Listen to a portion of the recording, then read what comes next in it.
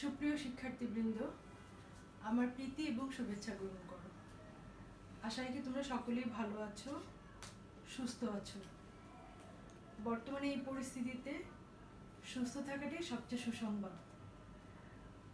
বেশ কিছুদিন হয়ে গেল আমাদের এই অনলাইন ক্লাস কার্যক্রম চলছে। তোমাদের দ্বিতীয় বর্ষের ক্লাসগুলির ক্ষেত্রে আমি যেটা তোমাদেরকে আগেও বলেছি যে 4টা ইয়ারের অনার্স কোর্সের মধ্যে তোমাদের দ্বিতীয় বর্ষের সময়টা সবসময় একটু কম পাওয়া যায়। তো আমরা এখন একটা কঠিন অবস্থার মধ্য দিয়ে যাচ্ছি। আশা রাখি আমরা খুব শীঘ্রই স্বাভাবিক অবস্থায় ফিরে আসলে তোমাদের শিক্ষা কার্যক্রমও শুরু হয়ে যাবে। তো সেই সময়ে যখন শিক্ষা কার্যক্রম শুরু হয়ে যাবে, অতিরিক্ত পরীক্ষাগুলিও নেওয়া শুরু হবে। কারণ এই যে সেশন জটগুলি তৈরি হলো, অনেক কষ্ট করে আমরা জাতীয় বিশ্ববিদ্যালয় থেকে ঢাকা বিশ্ববিদ্যালয়ের অধীনে অন্তর্ভুক্ত হলাম। এই যে আমাদের কার্যক্রমটা স্মুথলি চলছিল, আমরা অনেক দূর শিক্ষা কার্যক্রমকে একটা খুব স্মুথলি একটা জায়গায় নিয়ে যাচ্ছিলাম, যে একটা আশাব্যঞ্জক একটা পরিস্থিতি তৈরি হয়েছিল। তো ভেবে কোনো লাভ নেই, কারণ এটা একটা বৈশ্বিক একটা মহামারীর মধ্যে আমরা আছি। আমরা বাংলাদেশও এর বাইরে না। কাজে আমাদের সব কিছু মেনে নিয়ে আমাদেরকে সচেতনভাবে সব কিছু মোকাবেলার মধ্য দিয়ে আমাদেরকে এগিয়ে যেতে হবে। আমরা সাহসের সাথে সব কিছু মোকাবেলা করব, নিজে ভালো থাকার, স্বাস্থ্যবিধি মেনে চলার সর্বোচ্চ চেষ্টা করব এবং পরিবারের সকলকে যতটুকু সম্ভব আমাদের দ্বারা প্রত্যেকেরকে আমি অনুরোধ করব পরিবারের সকলের পাশে থাকতে। তো আমরা যে পেপারটি আলোচনা আজকে আমি যে পেপারটি তোমাদের সামনে উপস্থাপন করব, তোমরা সবাই জানো পেপারটি হচ্ছে আন্তর্জাতিক রাজনীতি। তো আন্তর্জাতিক রাজনীতি পড়ার কেন তোমরা পড়বে? সব পেপারই তোমরা পড়বে, অবশ্যই ভালোবেসে পড়বে, মনোযোগ দিয়ে পড়বে, কিন্তু এটা একটা ব্যতিক্রমী পেপার এই জন্যই যে এটা সম্পর্কে আমি তোমাদেরকে প্রথম ক্লাসগুলি থেকে বলে আসছি যে এই যে একটা পেপার ইন্টারন্যাশনাল পলিটিক্স, সেটা হলো যে এই পেপারের মধ্যে যে টপিকগুলি আছে সেই টপিকগুলি তোমাদের সচেতনতার জন্য ছাত্র হিসেবে, একজন সচেতন শিক্ষার্থী হিসেবে বলি, বা একজন সচেতন নাগরিক হিসেবে তোমাদের এই জিনিসগুলি জানা খুবই জরুরি। পাশাপাশি তোমাদের প্রত্যেকের মনে একটা স্বপ্ন আছে যে ভবিষ্যতে তোমরা নিজেরা ভালো একটা চাকরি করবে, অথবা নিজে কোনো স্বাধীনভাবে ব্যবসা করবে। ব্যবসা করলে তো তোমরা ছোটোখাটো কিছু করবে না। আশা রাখি তোমাদের স্বপ্নটা অনেক বড় হবে এবং স্বপ্ন অনুযায়ী তোমাদের সেই গন্তব্যে তোমরা পৌঁছতেও পারবে। তাহলে কি করতে হবে? সেই স্বপ্নকে টার্গেট করে আমাদেরকে কাজ চালিয়ে যেতে হবে। তো এই পেপারটির মধ্য দিয়ে তোমরা এই পেপারটি যদি খুব মন দিয়ে পড়ো, তাহলে কি হবে? তোমরা এখানে ভালো নাম্বার ক্যারি করবে এবং ভবিষ্যতে যে চাকরির পরীক্ষায় তোমরা বসবে, বিভিন্ন প্রতিযোগিতামূলক পরীক্ষাসমূহ, ওইখান থেকে তোমরা অনেকটা ধাপ তোমরা এগিয়ে যাবে এই বিষয়গুলির মধ্য দিয়ে। যে আমরা একটা পৃথিবীতে বাস করছি, এখন তো আধুনিকতার শীর্ষে আমরা আছি, যে তুমি ইউটিউবে একটা সার্চ দিলে তুমি যে কোনো কিছু তোমার হাতের সামনে চলে আসছে। কিন্তু এই সুবিধাটা তো আমাদের ছিল না। আমাদেরকে অনেক কষ্ট করে, অনেক প্রতীক্ষার পরে আমরা এই একটা অবস্থায় আসতে পেরেছি। কাজে এখন যদি তোমরা আজকের প্রজন্মের যারা, তোমরা যদি বর্তমান বিশ্ব সম্পর্কে সঠিক তথ্যসমূহ না জানো, তাহলে এটা খুবই লজ্জার বিষয়। তো আমি কখনোই চাইবো না যে আমার ছাত্ররা এইভাবে নিজেদেরকে পিছিয়ে রাখবে, বা আশা রাখি কেউ রাখবে না। তবু আমি আরেকবার তোমাদেরকে মনে করিয়ে দিচ্ছি যে প্রতিটা টপিক তোমরা ভালোবেসে পড়বে। আর যে কথাটি বলবো, যে অল্প সময়ের মধ্যে আমরা তোমাদেরকে বিভিন্ন টপিকগুলি ধরিয়ে দিচ্ছি এবং এর মধ্যে কিন্তু অনেকগুলি ক্লাস তোমাদের হয়ে গিয়েছে। তোমরা কি করবে? প্রত্যেকটা পেপারের জন্য আলাদা ফোল্ডার করবে। এই পেপারটি আমরা 2 জন পড়াচ্ছি, এরকম হয়তো অনেক পেপারই ভাগাভাগি করে পড়ানো হচ্ছে। কাজেই প্রত্যেকটা ক্লাস যদি তোমরা টপিক অনুযায়ী তোমরা যদি একটা ফোল্ডার করে নাও, তখন তোমরা এই পেপারের নাম দিয়ে তোমরা সবগুলি টপিক একসঙ্গে পেয়ে যাবে এবং প্রতিদিনের টপিক তোমরা প্রতিদিন পড়ে ফেলবে, জমিয়ে রাখবে না।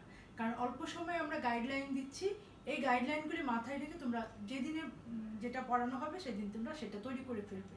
তাহলে কি হবে? তোমাদের পড়াগুলি জমবে না এবং কি হবে, যখন তোমাদের খুব অল্প সময়ের মধ্যে পরীক্ষার প্রস্তুতি নিয়ে পরীক্ষায় বসতে হবে, তখন তোমরা হাবুডুবু খাবে না। কিন্তু এখন যদি আমার কথাগুলি মেনে না চলো তাহলে ভবিষ্যতে এটা মিলিয়ে দেখবে যে ম্যাডামের কথা শুনবে যারা তাদের কি হয়, আর যারা শুনবে না, যারা মনে করবে আরে পরীক্ষা কবে হবে ঠিক নাই, এখনই কি হবে। আশা রাখি এই ভুলটি করার মতো একটা শিক্ষার্থীও আমার নেই। যাই হোক, আজকে টপিকে আমরা প্রবেশ করব। আমরা এর আগে অনেকগুলি টপিক পড়েছি, সেগুলি আমি আর আলোচনায় যাচ্ছি না, কারণ আজকে টপিকটা একটু বড়। আমি শুধু হিন্টসগুলি দিব খুব অল্প করে, সহজ করে যে কাজটা আমি করি তোমাদেরকে বোঝানোর চেষ্টা করব, বইয়ের ভাষায় না। অল্প অল্প বইয়ের ভাষা থাকবে, কিন্তু খুব সহজ করে আমি তোমাদের সামনে উপস্থাপন করবো, এবং টপিকটাও সহজ, এবং তোমরা আশা রাখি খুব মনোযোগ দিয়ে শুনবে এবং আজকেই এটার ফিনিশিং টানবে, যে এটা যেন তোমাদেরকে পরবর্তীতে আর পড়তে না হয়। তাহলে আজকে আমরা কি পড়বো? কূটনীতি বলতে আমরা কি বুঝি? কূটনীতি, এই কূট শব্দটা দিয়ে মনে হয় যে এটা একটা নেগেটিভ একটা ফ্লেভার আমরা পাই, কিন্তু আসলে এটা ওই বিষয়টা। কূটনীতি শব্দের ইংরেজি প্রতিশব্দ হলো ডিপ্লোম্যাসি। আমি এখানে বোর্ডে লিখেছি, তোমাদের হয়তো দেখতে অসুবিধা হতে পারে, আমি পড়ে দিচ্ছি, সমস্যা নেই। তো গ্রিক শব্দ, এটা একটা গ্রিক শব্দ, এই কূটনীতি বা ডিপ্লোমেসি শব্দটি গ্রিক শব্দ। তাহলে গ্রিক শব্দ ডিপ্লোমা থেকে এসছে, যে ডিপ্লোমা শব্দের অর্থ হলো ভাঁজ করা। ভাঁজ করা মানে ফোল্ড করা, আমরা কোনো কিছু ভাঁজ করাকে ফোল্ড করা বলি। সময়ের বিবর্তনের মধ্য দিয়ে বিভিন্ন কিছু চেঞ্জ হয়, ঠিক তেমনি এই শব্দটিও পরিবর্তিত হতে হতে ডিপ্লোমা থেকে ডিপ্লোমেসি হয়ে গেছে। তাহলে কি দাঁড়ালো? তাহলে ডিপ্লোমেসি শব্দটি হলো একটি গ্রিক শব্দ। এই গ্রিক শব্দটি এসছে ডিপ্লোমা থেকে। গ্রিক শব্দটি এসছে ডিপ্লোমা থেকে, যার অর্থ হলো ফোল্ড করা, এবং বাংলা হলো ভাঁজ করা।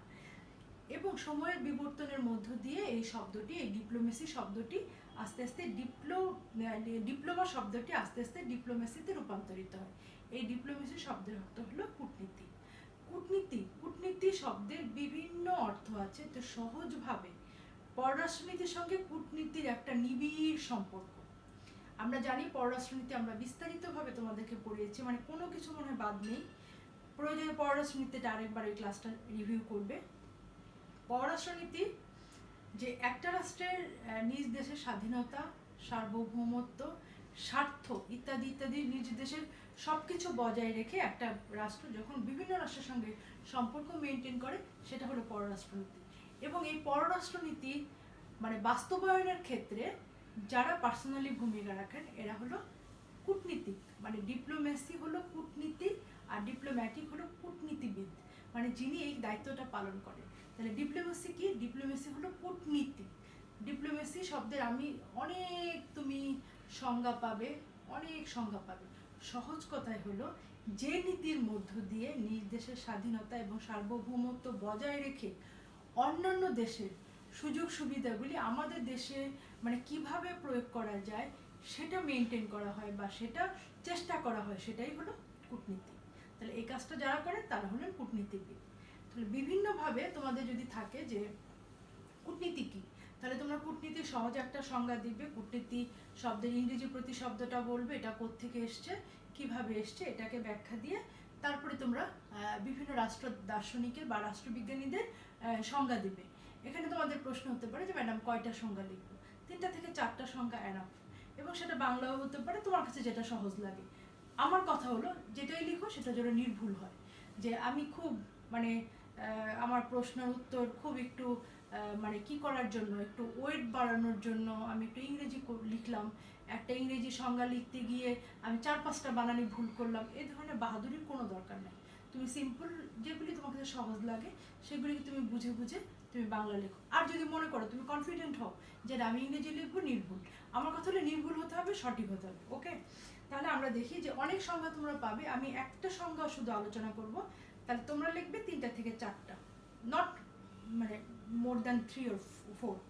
এখন দেখো, সবচেয়ে যে সংজ্ঞাটা আমার কাছে অর্থবহ মনে হয়েছে, সব সংজ্ঞা তো এখন আলোচনা করা সম্ভব না, তাহলে এই ডিপ্লোমেসি কূটনীতি আলোচনা করতে ক্লাস শেষ হয়ে যাবে। তাহলে অক্সফোর্ড ইংলিশ ডিকশনারিতে আন্তর্জাতিক তোমার আলোচনার মধ্য দিয়ে যে কি করা হচ্ছে, যে বিভিন্নভাবে যে তোমার বিভিন্ন সমাজের মধ্যে, বিভিন্ন রাষ্ট্রের মধ্যে যে সামঞ্জস্যমূলক যে বিষয়টা, সামঞ্জস্য মানে সমতা আনাটা, মানে একটা রাষ্ট্র তুমি মনে করো যে একটা উন্নত বিশ্বে যে কোনো একটা রাষ্ট্রের বিভিন্ন কিছু তোমার ভালো লাগলো, আবার মানে সেটা তুমি আমার দেশে এনে অ্যাপ্লাই করতে চাও, হ্যাঁ, তো সেটা কি করতে হবে, সেটা মানে ওই আমাকে ভালো লাগলো ওই ফর্মেটেই হয়তো আমি আমার দেশে অ্যাপ্লাই করতে পারবো না।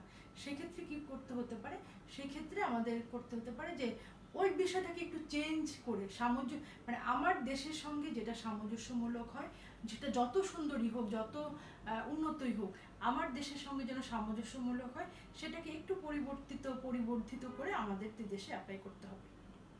তাহলে অক্সফোর্ড ইংলিশ ডিকশনারিতে আমরা এই তোমার যে সংজ্ঞাটা পেলাম, এই সামঞ্জস্য বিধান করাটা এবং পরিচালনা করাটাই হলো কূটনীতি মানে মূল বিষয়। তাহলে বিষয়টা আমরা কি দেখলাম যে আমরা কি করব, কূটনীতিবিদরা কি করবেন, বিভিন্ন দেশের সঙ্গে সম্পর্ক মেনটেন করে বিভিন্ন দেশের ভালোটা তার নিজ দেশে নিয়ে সেটা প্রয়োগ করার চেষ্টা করবে, সেটা যেন সামঞ্জস্যমূলক হয় এবং সামঞ্জস্য বিধান করা এবং পরিচালনা করা, মানে কিভাবে তুমি বিষয়টাকে পরিচালনা করবে, এটাই মূল বিষয়। তো একটা বিষয় হলো কি যে তুমি মনে করো যে একটা অনুষ্ঠান, হ্যাঁ, তুমি উপস্থাপনা করবে, তুমি অনুষ্ঠানটা উপস্থাপনা করতে গিয়ে তোমার বিভিন্ন ধরনের সমস্যা তৈরি হতে পারে। এই সমস্যাগুলিকে মোকাবেলা করে ওই পরিস্থিতিতে, উদ্ভূত পরিস্থিতিতে তুমি কিভাবে বিষয়টাকে হ্যান্ডেল করবে, মানে পরিচালনা করবে, সেটাই হলো মূল বিষয়। তাহলে এখানে এই কূটনীতি বলতেও এই জিনিসটা বোঝানো হয়েছে যে তুমি একজন কূটনীতিবিদ হয়ে বিষয়গুলিকে কিভাবে সামঞ্জস্য এনে তুমি তোমার দেশে অ্যাপ্লাই করবে। প্রত্যেক মানে ডিপ্লোম্যাটিকের বা প্রত্যেক কূটনীতিবিদের উদ্দেশ্যই থাকে একটা, যে আমি আমার দেশকে কিভাবে আরো সামনের দিকে এগিয়ে নিয়ে যাব, অন্য দেশের ভালোটা কিভাবে আমাদের দেশে এনে অ্যাপ্লাই করব। তাহলে এই হলো মোটামুটি ভাবে ডিপ্লোমেসি বা কূটনীতি। তাহলে কূটনীতি যদি আমরা আরেকবার সহজভাবে বলি, যে নীতির মাধ্যমে, যে পলিসির মাধ্যমে একজন কূটনীতিবিদ বিভিন্ন দেশের যে উন্নত মানে পরিকল্পনা, ধ্যান ধারণা, বিভিন্ন ধরনের কার্যক্রম, সেটা তার নিজ দেশে এনে নিজ দেশের সাথে সামঞ্জস্য বিধান করে সেটাকে যখন পরিচালনা করতে পারে, সেটা হলো মানে কূটনীতির মূল বিষয়। তাহলে আমরা দেখি যে এই কূটনীতির মূল বিষয়টা পরিচালনা করে কারা, কূটনীতির মূল বিষয়টা পরিচালনা করেন কূটনীতিবিদরা, ডিপ্লোম্যাটিক যারা। তাই এই কূটনীতিকদের কার্যাবলী এবং ভূমিকা খুবই গুরুত্বপূর্ণ, কারণ এই যে আমরা কূটনীতি নিয়ে বা কূটনীতির বিষয়টা যে এতটা গুরুত্ব দিয়ে পড়ছি, এখানে গুরুভারটা বহন করছেন ডিপ্লোম্যাটিক বা কূটনীতিবিদ। তাহলে আমরা জানি বিভিন্ন দেশে কূটনীতিবিদ আছেন, এটা ওনারা বিভিন্ন দেশের রাজধানীতে অবস্থান করেন এবং ওই দেশের সঙ্গে একটা সুন্দর সৌহার্দ্যপূর্ণ সম্পর্ক বজায় রেখে ওই দেশের ভালোটা নিজ দেশে এনে সেটাকে নিজ দেশের মানে ওই দেশের ভালোটা কতটুকু আমার দেশে যায়, ওই যে সামঞ্জস্য বজায় রেখে সেটাকে পরিচালনা করে। তাহলে দেখো এই কূটনীতিবিদদের কার্যাবলী এবং ভূমিকার মধ্যে মানে অনেকগুলি কার্যক্রম রয়েছে তাদের। তো এখানে যেটা ইম্পর্টেন্ট, মানে অনেকেই এটা নিয়ে আলোচনা করেছেন, কিন্তু সবচেয়ে গুরুত্বপূর্ণ যারটা গুরুত্ব বহন করেছে এইচ জে মর্গানথাউ, উনি একজন বিখ্যাত রাষ্ট্র দার্শনিক বা রাষ্ট্রবিজ্ঞানী। এইচ জে মর্গানথাউ, আমি সবসময় তোমাদেরকে মনে করিয়ে দেই, রাষ্ট্র দার্শনিক, রাষ্ট্রচিন্তাবিদ, প্রত্যেকের নাম তোমরা ইংরেজিতে লিখবে। কারণটাও আবার বলছি, কারণ বাংলায় লিখে এটা ভুল হওয়ার সম্ভাবনা থাকে, কিন্তু ইংরেজি লিখলে ইংরেজি বানানে সাধারণত তুমি যদি সঠিকভাবে বানানটা আয়ত্ত করো তাহলে এটা ভুল হওয়ার সম্ভাবনা থাকে না, কারণ বাংলা বানান এক এক বইতে এক এক রকম পাবে, ইংরেজি বানান মানে ভিন্নতা হওয়ার সম্ভাবনা কম। আর এদের ক্ষেত্রে আমরা একজন সাধারণ মানুষ, আমাদের না আমি কেউ ভুল ডাকলে বা স্পেলিং ভুল করলে আমাদের মনে কিন্তু মনের অজান্তে আমরা কষ্ট পাই। আর এরকম বড় বড় ব্যক্তিদের নাম ভুল করা মানে এটা হলো অপরাধ স্বরূপ। কাজে আমি চাইবো আমার কোনো শিক্ষার্থী, আমার কোনো স্টুডেন্ট এই কাজটি করবে না। তাহলে দেখি আমরা এই কূটনীতিবিদদের কার্যাবলীকে এইচ জে মর্গানথাউ 4টা ভাগে ভাগ করেছেন, সেই 4টা আমরা খুব দ্রুততার সাথে পড়ে ফেলবো, এরপরে আমরা অন্যান্য কার্যাবলীতে আসবো। এইচ জে মর্গানথাউ এই তোমার আলোচনাটা খুব গুরুত্ব পেয়েছে। তাহলে কূটনীতিবিদদের কার্যাবলী এবং ভূমিকার মধ্যে এইচ জে মর্গানথাউ যে 4টা প্রধান গুরুত্বপূর্ণ কাজের কথা বলেছেন সেটা কি কি। উনি বলেছেন বাস্তবে কতখানি ক্ষমতা লাভ করা সম্ভব এবং অদূর ভবিষ্যতে কতখানি ক্ষমতা লাভের সম্ভাবনা আছে তা সম্পর্কে কূটনীতিবিদদের কি হতে হবে, মানে জ্ঞাত হতে হবে, ওয়াকিবহাল হতে হবে। যে বাস্তবে কতখানি ক্ষমতা লাভ করা সম্ভব এবং ভবিষ্যৎ দেখতে হবে যে এখন আমি যে অবস্থায় আছি এটা কিছুদিন পরে কোথায় যাবে। তাদেরকে দূরদর্শী সম্পন্ন হতে হবে, কারণ কূটনীতিবিদ সবাই হতে পারে না, এটা হওয়ার জন্য অনেক যোগ্যতার সিঁড়ি পার হতে হয়। কাজে তারা বুঝতে পারবে যে আজকে যে বাস্তবে যে ক্ষমতাটা এবং অদূর ভবিষ্যতের যে ক্ষমতাটা, দুইটার মধ্যে একটা সামঞ্জস্য বিধান করতে হবে। এটা হলো মেইন 1 নম্বর কাজ। 2 নম্বর হলো অতীতে বিভিন্ন রাষ্ট্র পরস্পরের মধ্যে নির্ভরশীল ছিল। অতীতে ছিল, তার মানে কি বর্তমানে নেই, বর্তমানে আরো বেশি নির্ভরশীল হয়েছে। হ্যাঁ, এবং বিজ্ঞানের অগ্রগতির সাথে সাথে এটার মানে নির্ভরতা আরো কয়েক গুণ বেড়েছে। এই পরিস্থিতিতে কোনো একটা রাষ্ট্র একতরফাভাবে তার পররাষ্ট্রনীতি নির্ধারণ করতে পারে না। কাজেই অন্যান্য দেশের উদ্দেশ্যগুলিকে সক্রিয়ভাবে মাথায় রেখেই পররাষ্ট্রনীতির বিষয়টা তাদেরকে ভাবতে হবে। কারণ একটা রাষ্ট্র মানে বাংলাদেশের পররাষ্ট্রনীতির কথা যদি বলি, আমরা ইচ্ছে করলে যা ইচ্ছে তাই পররাষ্ট্রনীতি মেনটেন করতে পারবো না।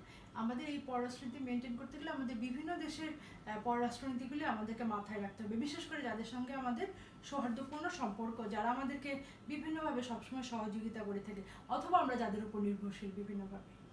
এরপরে দেখো, উনি আরো বলেছেন যে বিভিন্ন রাষ্ট্র যে জাতীয় পররাষ্ট্রনীতি অনুসরণ করছে, কূটনীতির কাজ হলো তাদের মধ্যে একটি তুলনা করা, যাতে একটি সামঞ্জস্য আনা যেতে পারে। যেটা আমি আগেই বললাম যে এই সামঞ্জস্য বিধান করাটাই কূটনীতিবিদদের অন্যতম একটি কাজ। যে এই কথাটা আবারও বলেছেন যে বিভিন্ন রাষ্ট্র যে পররাষ্ট্রনীতি অনুসরণ করছে, কূটনীতিবিদদের কাজ হলো তাদের মধ্যে একটি তুলনা করে সামঞ্জস্য বিধান করা, যেটা আমরা অলরেডি বলেছি। এবং 4 নম্বর কাজ, অর্থাৎ সর্বশেষ যে কাজটি বলেছেন উনি, যে কূটনীতিবিদদের সামনে কূটনীতিবিদদের সফল হতে হবে। যে আমি মানে কূটনীতিবিদরা স্থির করলো যে আমরা এই পলিসিটা যদি আমার দেশে নিয়ে অ্যাপ্লাই করি তাহলে আমার দেশ কোনো না কোনোভাবে উপকৃত হবে। মেইন জিনিসটা বোঝো, কূটনীতিবিদরা একটা দেশে মনে করছে যে সে দেশের কূটনীতি মানে বাংলাদেশের কূটনীতিবিদ তিনি অন্য দেশে আছেন আমাদের দেশে কূটনীতিবিদ হয়ে, কিন্তু ওনার কাছে মনে হলো যে মনে করো যে কোনো দেশ, সেটা উন্নত দেশে আমি ধরলাম, মনে করো ইটালি, ওখানে আছেন, তো মনে হলো যে ইটালির এই পলিসিটা আমার দেশে নিয়ে যদি অ্যাপ্লাই করি তাহলে আমার দেশের উপকার হবে। তাহলে কি করতে পারে, এখানে একটা উদাহরণ হিসাবে আমি এটা বললাম, তাদেরকে একজন কূটনীতিবিদদের 3টা পলিসি অর্জন করতে হবে।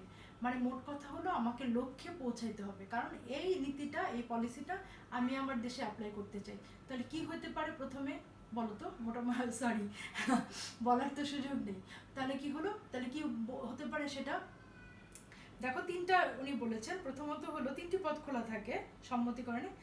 আপোষ রফা, মনে করো যে আপোষে আমরা আলোচনা করলাম যে আপনাদের এই পলিসিটা আমার দেশে নিয়ে আমি অ্যাপ্লাই করতে চাই, তো এই বিষয়ে যে ফর্মালিটিসগুলি আছে সেগুলি মেনটেন করে আমি আমার দেশে নিতে চাই। এটা হলো প্রথম। দ্বিতীয়ত হলো প্রথম হলো সম্মত করো, তারপর হলো আপোষ রফা। প্রথমে যদি এমনি সম্মত হয়ে যায় হলো, তারপর হলো আপোষে, মানে একটা তুমি মানে মত বিনিময়ের মধ্য দিয়ে তাকে তুমি কোনোভাবে একটু মোটিভেটেড করলে এভাবে। এবং দ্বিতীয়ত হলো ভীতি প্রদর্শন হলো যে সে দুইটার কোনোটাতেই, তাহলে প্রথম হলো সম্মতকরণ, সে কোনো প্রথমে সম্মত হলো না, দ্বিতীয়ত হলো আপোষ রফা, এটাতেও কাজ হলো না, তাহলে তৃতীয় কি হলো, ভীতি প্রদর্শন। এটা আমি একটা উদাহরণ হিসেবে না, এটা মর্গানথাউ তার যে যুক্তিতে তিনি বলেছেন যে এইভাবে, কারণ একজন সফল কূটনীতিবিদকে সফল হতে হবে, সফল হওয়ার জন্য তাকে 3টা পথে এগোতে হবে। সে যদি প্রথমটায় সাকসেসফুল হয়ে যায় ওকে ওয়েল অ্যান্ড গুড, ওর প্রথমটা যদি ফেল করে দ্বিতীয়টায় যদি সে সাকসেসফুল হয় ভেরি গুড, এবং দুইটা প্রথম দ্বিতীয় দুটাতেই যদি সে অকৃতকার্য বা ফেল করে তাহলে সেই ক্ষেত্রে তৃতীয়টা সে অ্যাপ্লাই করতে পারে। এটা ডিপেন্ড করবে তার দক্ষতার উপরে। তো মর্গানথাউ এইভাবে কূটনীতিবিদদের কার্যক্রমকে ব্যাখ্যা করেছেন। তাহলে আমরা দেখি এখন, এটা হলো মর্গানথাউ, এটা হলো সর্বোপরি যে আমাদের চলে আসছে, এটা হলো মানে আধুনিক একটু আগের সব কিছু মিলিয়ে। তাহলে এখন আমরা বর্তমানে আধুনিক কূটনীতিবিদদের কার্যাবলী তো অনেক বেড়ে গিয়েছে, কারণ আমরা যে সময়ে ছিলাম, এক সময়ে ছিল যে মানে এক দেশে আরেক দেশের মানে যাতায়াত মানে গিয়ে বিভিন্নভাবে মানে তোমার ফিজিক্যালি উপস্থিত হওয়া ছাড়া আমাদের যোগাযোগের কোনো ওয়ে ছিল না। কিন্তু এখন আমরা বিভিন্নভাবে খুব অল্প সময়ের মধ্যেই এক দেশ থেকে আরেক দেশে ভার্চুয়ালি বিভিন্নভাবে যোগাযোগ করতে পারি। তাহলে আমাদের কি হয়েছে, একদিকে কার্যক্রম কমেছে, একদিকে বেড়েছে। তাহলে দেখি যে আধুনিক কূটনীতিবিদদের কার্যাবলী কী কী। প্রতিনিধিত্বমূলক রাষ্ট্র বা সরকার প্রধানদের সম্মেলন, প্রতিবেদন প্রেরণ, উভয় দেশের স্বার্থ সংরক্ষণ, বিরোধ মীমাংসা, কৃষ্টি সংস্কৃতির আদান প্রদান, কার্যসূচি পরিচালনা। তাহলে আমি কি করবো জানো, এই আলোচনাটা আমি নিচ থেকে শুরু করব, কারণ মোটামুটি অনেকগুলি আলোচনা আমরা করে ফেলেছি। তাহলে দেখো যে আধুনিক কূটনীতিবিদদের কার্যাবলী, তোমরা যদি এই কয়েকটা পয়েন্ট খুব মন দিয়ে একটু কয়েকবার একটু মানে একটু রিড আউট করো এবং একটু লিখে প্র্যাকটিস করো, তাহলে আমি আশা রাখি তোমাদের এক্ষুনি এই প্রস্তুতিটা হয়ে যাবে, কারণ টপিকটা খুবই সহজ। আচ্ছা, আমি মনে হয় একটু মানে দ্রুতই বলছি কি না, তোমাদের তো ফিডব্যাক নেওয়ার কোনো সুযোগ নাই, কবে যে নর্মাল ক্লাস শুরু হবে। আচ্ছা, যাই হোক, তাহলে কার্যসূচি পরিচালনা, যেটা আমি বললাম যে ওই যে তোমাদেরকে উদাহরণ দিলাম যে তুমি একটা অনুষ্ঠান উপস্থাপনা করছো, কিভাবে তুমি সেই অনুষ্ঠানের বিভিন্ন প্রবলেমকে তুমি সলভ করে তোমার অনুষ্ঠানটা পরিচালনা করে তোমার উপর ডিপেন্ড করবে। ঠিক তেমনি কার্যসূচি মানে কি কি কার্যাবলী তুমি মানে গ্রহণ করবে, সেটাকে কিভাবে তুমি মানে প্রয়োগ করবে, এই কার্যক্রম পরিচালনাটা এটা কূটনীতিবিদের মেইন কাজের মানে অন্যতম একটা আর কি, যতগুলি মেইন কাজ আছে। তারপরে দেখো কৃষ্টি সংস্কৃতির আদান প্রদান, মানে উন্নতির বা ভালোর তো শেষ নেই। প্রত্যেকটা দেশের কৃষ্টি সংস্কৃতি আলাদা এবং এই কৃষ্টি সংস্কৃতি দিয়েই মানে একটা দেশকে তুমি তোমার বাংলাদেশকে আলাদা করতে পারবে, অন্য দেশ তার নিজের দেশকে আলাদা করতে পারবে। তো এই কৃষ্টি সংস্কৃতি কি হয়, যে মনে করো যে আমাদের কি হয়, আমাদের তো তোমরা যদি বিভিন্ন গান শোনো, ফোক গান থেকে শুরু করে রবীন্দ্র নজরুল, এরা করেছেন কি বিখ্যাত বিখ্যাত যে এসব যারা লেখক, কবি, গীতিকার, সুরকার, এরা কি করেন, এরা কিন্তু বিভিন্ন দেশের গান শোনেন, লেখালেখি পড়েন, মানে এরা সব কিছু নিয়ে একটা মানে মানে কম্বিনেশন করে, মানে কম্প্যাক্ট একটা মানে কথায় বলে, প্রবাদে বলে যে সুরের কোনো ভাষা নেই, সব দেশের সুর এক, সুরের ভাষা এক। তারপরে মিউজিক, সব দেশের মানে মিউজিকের যে মূল থিম সেটা এক, সেটা যে ভাষাই হোক না কেন, ভাষা ভিন্ন হতে পারে, কিন্তু সঙ্গীতের যে মূল যে স্তম্ভ সেটা কিন্তু এক। তো এরকম করে কৃষ্টি সংস্কৃতি, আমার যদি কোনো দেশের কিছু একটা ভালো লাগে, কোনো একটা সাইড, সেই আদান প্রদানের মধ্য দিয়ে আমরা কি করতে পারি, নিজেদেরকে আরো উন্নত করতে পারি। বিভিন্ন দেশ মানে উন্নতির শেষ নেই। যদি মনে করো যে হ্যাঁ আমেরিকা উন্নতির চরম শিখরের একটা দেশ হিসেবে তুমি একে উদাহরণ হিসেবে টানো, কিন্তু আমেরিকাও কি মনে করছে যে আমার সব অর্জন শেষ, আমার আর কিছু কারো কাছ থেকে নেয়ার নেই? না, বিষয়টা এটা না। বিষয়টা হলো যে তুমি যে অবস্থানেই আছো না কেন, তোমাকে আরো সামনের দিকে এগিয়ে নিয়ে যেতে হবে। এবং তুমি উন্নত দেখে, তুমি একজন মানে সাকসেসফুল মানুষ দেখেই যে তোমার অন্যের কাছ থেকে কিছু শেখার নেই, গ্রহণ করার নেই, না। এটা যখন মনে হবে তখনই মনে করবে তোমার এক ধরনের মানে তোমার জীবনের চিন্তা ভাবনা একটা সমাপ্তি হয়ে গেল। কারণ জীবন চলমান এবং সময়ের সাথে সাথে আমাদেরকে বিভিন্ন কিছু অর্জন করতে হয়। তো অবশ্যই এই কৃষ্টি সংস্কৃতির আদান প্রদানের মধ্য দিয়েও বিভিন্ন দেশ তার বর্তমান অবস্থা থেকে সেই অবস্থাটাকে আরেকটু সামনের দিকে এগিয়ে নিয়ে যেতে পারে। এরপরে দেখো বিরোধ মীমাংসা। তো অনেক দেশের মানে এই কূটনীতিবিদদের কার্যক্রম বিশ্লেষণ করতে গিয়ে দেখা গেছে কূটনীতিবিদরা কি করে, মানে এক দেশের সাথে আরেক দেশের যেরকম মানুষের বন্ধুত্বে ঝগড়াঝাটি হয় না, মনোমালিন্য হয়, এরকম মনে করো যে বিভিন্ন টুকটাক সমস্যা এক দেশের সাথে আরেক দেশের কোনো একটা সেক্টরে কোনো একটা সমস্যা, বিভিন্ন এক মন্ত্রীর সাথে আরেক মন্ত্রীর সমস্যা, এই সমস্যাগুলিকে এই কূটনীতিবিদরা তাদের মেধা দিয়ে, তাদের পলিসি দিয়ে বিরোধগুলি মীমাংসার চেষ্টা করে। এটা অনেক স্টাডি করে বের হয়েছে যে কূটনীতিবিদদের ওই এক জায়গায় তাদের কাজ থেমেনি, তাদের কার্যক্রমগুলি আরো চারদিকে ছড়িয়ে পড়ছে। এরপরে দেখো উভয় দেশের স্বার্থ সংরক্ষণ, এটা মানে আরেকটা গুরুত্বপূর্ণ কাজ। কারণ তুমি যে দেশের কূটনীতিবিদ, সেই দেশের স্বার্থ তো তোমাকে দেখতেই হবে, কিন্তু অন্য দেশের স্বার্থকে হেয় করে না। কাজে আমরা জানি যে আমরা সম্মান দিলে আমরা সম্মান পাবো, কাজে আমরা অপর দেশকে সম্মান দেওয়া মানে আমার দেশকে আমি সম্মানিত করা। আমি একটা দেশের প্রতিনিধি হয়ে আরেকটা দেশে আছি, মানে আমি যখন সম্মান পাবো, মানে আমার দেশ সম্মান পেল, আমি যখন উল্টাটা হবে তখন আমার দেশকে ছোট করা হবে। আমরা কখনোই সেটা চাইবো না। কাজেই আমরা অবশ্যই, মানে যেরকম বলে না যে আগে সালাম দিন, ঠিক তেমনি আমরা আগে মানুষকে, দেশকে, অন্য মানে ভিন দেশকে, মানে অন্য দেশকে আমরা আগে সম্মান করব, আমরা আমাদের প্রাপ্যটুকু ন্যাচারালি পেয়ে যাব। এরপরে দেখো প্রতিবেদন প্রেরণ, এটা খুব ইম্পর্টেন্ট কাজ। যে একটা মানে সভা হলো, ভার্চুয়াল একটা মিটিং হলো, একটা উদাহরণ দিয়ে বলছি। মিটিং হলো, মিটিং হওয়ার পরে তুমি তো তোমার দেশে বসে মিটিং করলে, তুমি একজন কূটনীতিবিদ, তো কি করবে, এই যে বিভিন্ন জনের মধ্যে যে বিভিন্ন মন্ত্রী থেকে শুরু করে বিভিন্ন জনের তুমি প্রতিনিধি হয়ে তুমি কাজটা করলে, একজন পররাষ্ট্রমন্ত্রী আছে, উনিও এটা দেখভাল করবেন।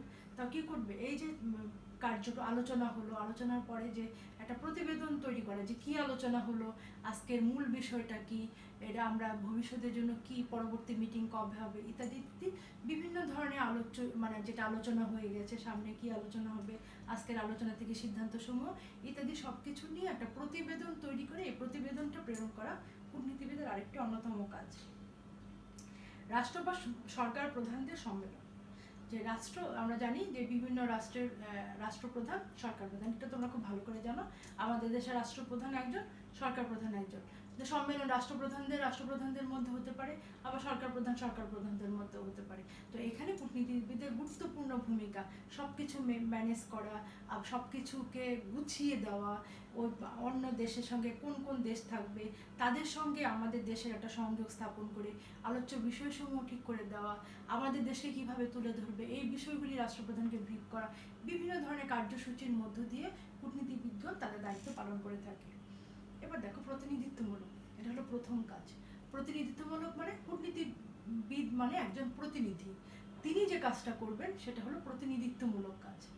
তাহলে কি হলো, তিনি হলো একজনের প্রতিনিধি হয়ে, মনে করো আমার দেশের প্রতিনিধি হয়ে সে কাজ করছে, এবং সে তার কাজটা কি, তার কাজটা হলো আমার দেশের স্বার্থ, আমার দেশের স্বাধীনতা, আমার দেশের সম্মান সব কিছুকে বজায় রেখে অন্য রাষ্ট্রের সঙ্গে সুসম্পর্ক মেনটেন করে সেই দেশের ভালো কিছু এনে আমার দেশে প্রয়োগ করা, ভালো কিছু এনে। আবার আমার দেশের ভালো কিছু যদি তারা নিতে চায় এবং সেটা যদি আমার দেশের জন্য কোনো ক্ষতির কারণ না হয়, আমরা সেটা দিয়ে দেবো। তাহলে এইভাবে আদান প্রদানের মাধ্যমে কিন্তু বিভিন্ন রাষ্ট্রের সঙ্গে মানে সৌহার্দ্যপূর্ণ সম্পর্ক তৈরি হয়, এবং এই সম্পর্কটা খুব বেশি জরুরি। যেমন আমি তোমাদেরকে বারবার করে বলি যে ব্যক্তি ক্ষেত্রে যেমন সুন্দর সুন্দর আমাদের পরিবারের মধ্যে, মনে করো পারিবারিক সম্পর্কগুলি খুব গুরুত্বপূর্ণ। তুমি যখন কখনো একাকিত্ব বোধ করবে না, তোমার মন খারাপ, তোমার যদি খুব ভালো সম্পর্কে কাছের মানুষ থাকে, তুমি তার কাছে সেটা শেয়ার করতে পারবে। ঠিক তেমনি যেমন ব্যক্তি যেমন একক ক্ষেত্রে, তো রাষ্ট্রও তেমনি বিভিন্ন রাষ্ট্রের সাথে সুসম্পর্ক বজায় থাকলে তুমি যদি হঠাৎ করে কোনো বিপদে পড়ো, আমরা জানি না কখন কোন রাষ্ট্র কিভাবে কোন সমস্যার সম্মুখীন হবে। আর আমাদের দেশে তো প্রাকৃতিক দুর্যোগ লেগেই আছে, এবং তখন আমাদের কিন্তু বাইরের দেশে সাহায্য নিতে হয়। এই ক্ষেত্রে যদি আমাদের সৌহার্দ্যপূর্ণ সম্পর্ক বিভিন্ন রাষ্ট্রের সঙ্গে না থাকে, এরা কি আমাদের সহযোগিতা করবে? তো কাজেই আমাদের এই সম্পর্কগুলি মানে খুব বেশি গুরুত্বপূর্ণ, মানে খুব বেশি গুরুত্ব দাবি করে, এবং এই সম্পর্কগুলি মেনটেন করতে হয়, সম্পর্কে চর্চা করতে হয়। কি দিয়ে? সম্মান দিয়ে, ভালোবাসা দিয়ে, যোগাযোগ দিয়ে, ইত্যাদি ইত্যাদির মধ্য দিয়ে। তো আজকে এই পর্যন্তই। তাহলে আমরা যে আলোচনাটা করলাম, আমি খুব সংক্ষেপে আরেকবার বলছি যে কূটনীতি বলতে আমরা কি বুঝি, এবং একজন কূটনীতিবিদদের মানে কার্যক্রম কি কি, কার্যাবলী, একজন আধুনিক কূটনীতিবিদ কি কি কার্যাবলী আজকের দিনে পালন করে থাকে। তো এটা খুবই গুরুত্বপূর্ণ একটা প্রশ্ন। তোমরা এটা আশা রাখি খুব মনোযোগ দিয়ে শুনবে, এবং তোমরা এটা আজকেই এটা নোট করে ফেলবে, এবং এর মধ্যে তোমরা এটা প্রস্তুতি গ্রহণ করবে। সবাই ভালো থাকো, সুস্থ থাকো, নিরাপদে থাকো।